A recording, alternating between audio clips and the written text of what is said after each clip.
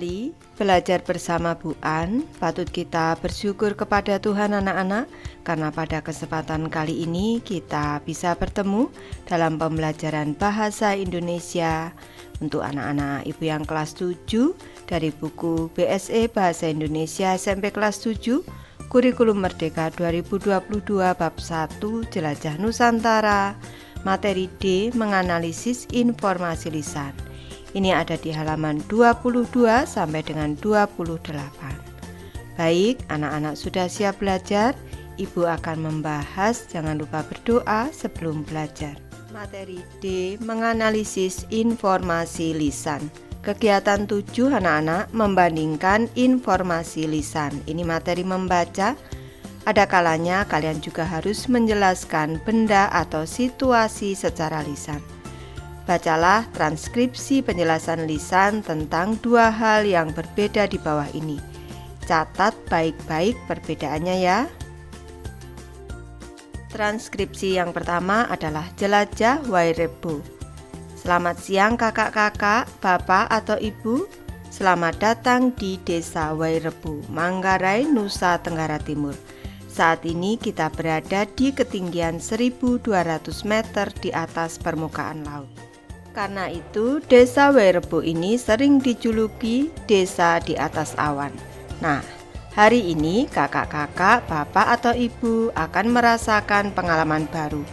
Kakak dan bapak atau ibu akan merasakan tidur di salah satu dari 7 baruniang yang ada di desa ini. Nah, mungkin kakak, bapak atau ibu bertanya-tanya, baruniang itu apa ya? Bapak atau ibu, lihat-lihat rumah-rumah yang ada di depan kita ini. Ya, ini adalah rumah tradisional khas Manggarai. Baru artinya rumah dan niang artinya tinggi dan bulat. Coba kita perhatikan. Di depan kita ini ada 7 baruniang berbentuk kerucut dan tinggi yang hampir sama. Ada yang tahu mengapa jumlahnya 7? Ya. Angka 7 menunjuk kepada 7 arah gunung di sekitar desa yang dipercaya sebagai pelindung desa.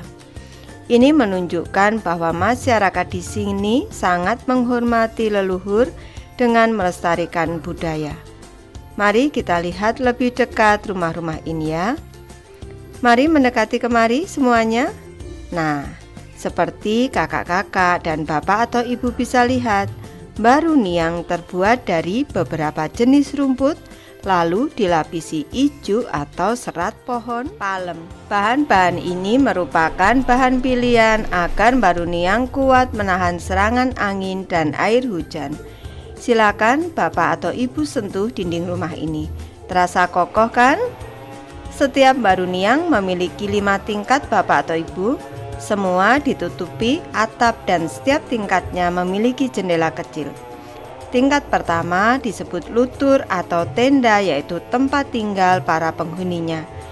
Di sini seperti bapak atau ibu lihat, terdapat perapian dan dapur yang terletak di tengah rumah. Dapur ini berfungsi menahan serangan rayap dengan memanfaatkan asap yang dihasilkan ketika memasak. Sekarang mari kita ke tingkat 2. Ini adalah gambar baruniang anak-anak. Tingkat kedua ini dinamakan lobo atau loteng, yaitu tempat menyimpan bahan makanan dan barang. Kita lanjutkan ke tingkat 3 ya. Kalau kakak-kakak dan bapak atau ibu perhatikan, tidak ada paku, besi, dan beton pada rumah tradisional khas Manggarai ini. Bangunan ini dibangun dengan cara ditanam, diikat, dan dipasang.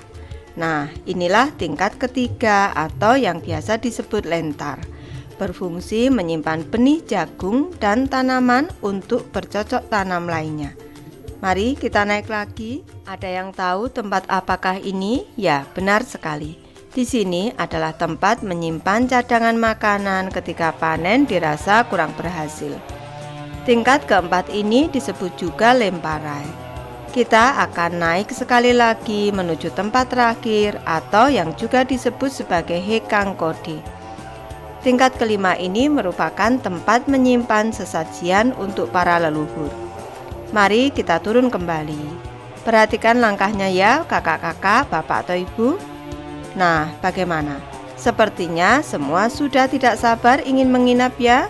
Sampai hari ini Baru Niang masih digunakan untuk berkumpul, melakukan ritual, dan berdoa bersama setiap hari Minggu pagi.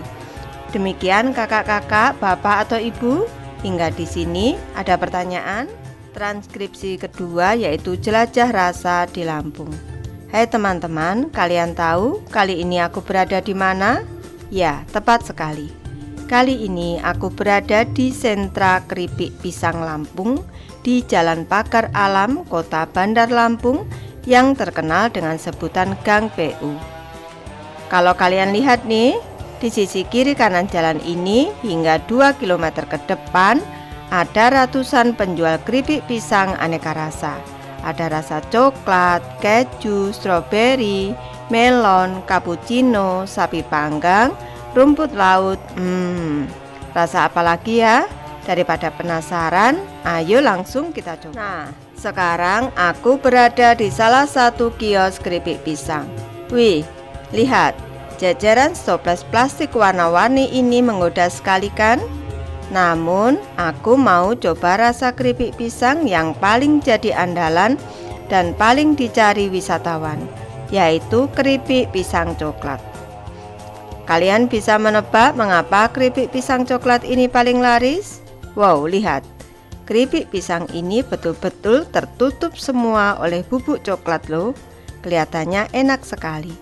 Gak heran keripik ini jadi favorit wisatawan. Sekarang kita coba ya. Enak sekali. Keripiknya lebih tebal dari keripik-keripik pisang biasa.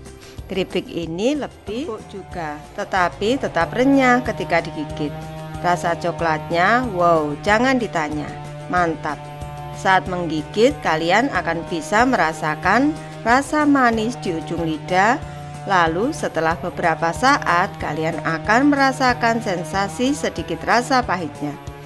Pahit bercampur manis khas coklat yang pekat. Pasti kalian penggemar coklat akan suka. Lihat nih, bubuk coklatnya sampai bertaburan di tangan. Untuk sebungkus keripik pisang coklat ini, kalian bisa membelinya seharga Rp12.000 untuk sekantong keripik seberat 1/4 kg. Kalau kalian membeli sekilo, harganya Rp40.000 saja. Murah kan? Nah, kalau kalian main ke Lampung, sempatkan datang ke surga keripik pisang di Gang Pagar Alam ini ya. Sekarang aku mau coba rasa lain dahulu. Dadah. Kalian telah membaca kedua wacana di atas. Sekarang bandingkan kedua wacana tersebut dengan mengisi tabel dan menjawab pertanyaan di bawah ini. Setelah itu, diskusikan tabel kalian dengan teman ya. Tabel 1.6 Perbandingan informasi lisan. Baik, ini Ibu akan membahas dan memberi contoh. Anak-anak bisa mengisi tabel, tidak harus sama persis dengan Ibu. Yang ke-1, objek apa yang dideskripsikan? Jelajah Wairebo, rumah tradisional khas Manggarai. Jelajah rasa di Lampung, keripik pisang khas Lampung. Selanjutnya, yang kedua, kepada siapa penutur teks deskripsi ini berbicara? Untuk jelajah Wairebo, para wisatawan atau orang dewasa. Sedangkan untuk jelajah rasa di Lampung, para remaja atau kaum muda. Yang ketiga, apakah kata sapaan yang digunakan oleh penutur teks deskripsi tersebut? Untuk Wairebo, kakak-kakak, bapak atau ibu. Sedangkan untuk jelajah rasa di Lampung, teman-teman kalian. Keempat, menurut kalian, apa tujuan penutur menjelaskan objek tersebut? Untuk Wairebo, agar pendengar mengerti arti, bahan, cara membuat, bagian-bagian rumah adat tersebut, serta fungsinya. Sedangkan untuk jelajah rasa di Lampung, agar pendengar bisa membayangkan nikmatnya keripik pisang coklat Lampung itu dan tertarik untuk mencobanya. Kelima, anak-anak, tulislah 2 kalimat deskripsi yang menarik menurut kalian. Baik, di sini Bu memberi contoh saja, anak-anak bisa memilih kalimat lain sesuai dengan kalimat mana yang tertarik bagi anak-anak. Baik, di sini untuk Wairebo yang ke-1, Baruniang terbuat dari beberapa jenis rumput, lalu dilapisi ijuk atau serat pohon palem. Kedua, bangunan dibangun dengan cara ditanam, diikat, dan dipasang. Sedangkan untuk jelajah rasa di Lampung, keripik pisang ini betul-betul tertutup semua oleh bubuk coklat loh. Yang kedua, mantap. Saat menggigit, kalian akan bisa merasakan rasa manis di ujung lidah. Lalu setelah beberapa saat, kalian akan merasakan sedikit rasa pahitnya. Baik, Ibu sudah selesai membahas materi ini. Terima kasih anak-anak sudah menonton. Semoga ini bermanfaat membantu anak-anak belajar.